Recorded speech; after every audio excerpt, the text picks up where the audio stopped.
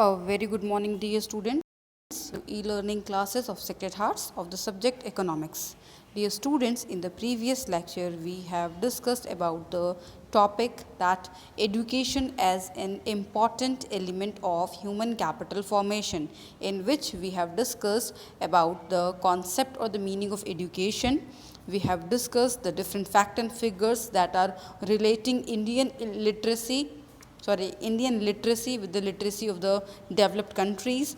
Thereafter, we have discussed about the importance and objectives of the education, such as it used to create the responsible citizen, it used to facilitate the innovation in technology, it makes the fuller utilization of resources in the better way, and thereafter we have discussed the topic, the need for the government intervention in the health and education sector.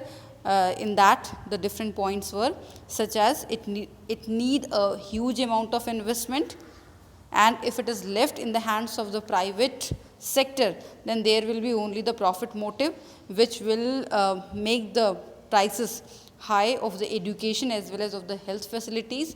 And as in our country a lot of people are poor, so poor people will be unable to afford these type of basic facilities. So this all we have discussed. Thereafter we have discussed the different propositions of expenditure on education by the Indian government.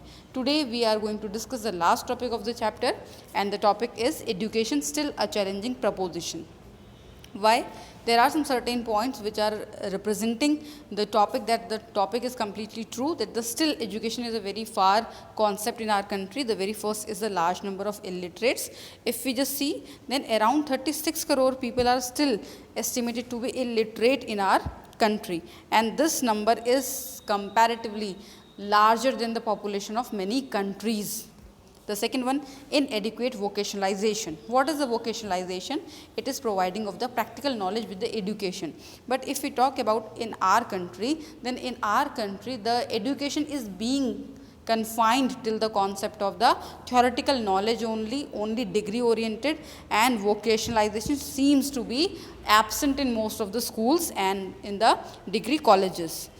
In 2011-12, according to NSSO data, the rate of unemployment among the graduate youth in the rural area is 19%, and while in the urban area 16%. So educated people, 19% in the rural area and 16% in the urban area, are unemployed.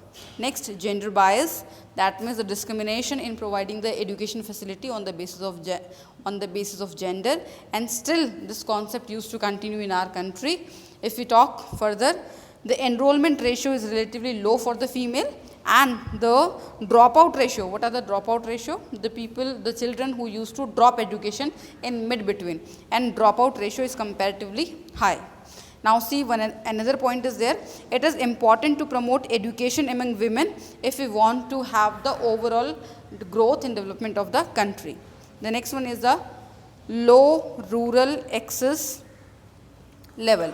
In that still the rural areas are having very less amount of schools. The next one is the privatization.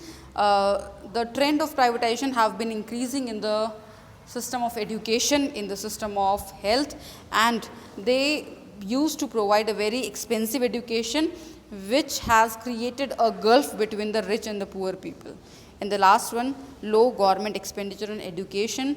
Although by the Education Committee in the 1964, it was decided that around 6% of the GDP must be expended on education, but still we are on the 4 to 5% only, which is indicating a backwardness of the education in our country. So this is all about today as well as about the chapter. God bless you all. Lots of love.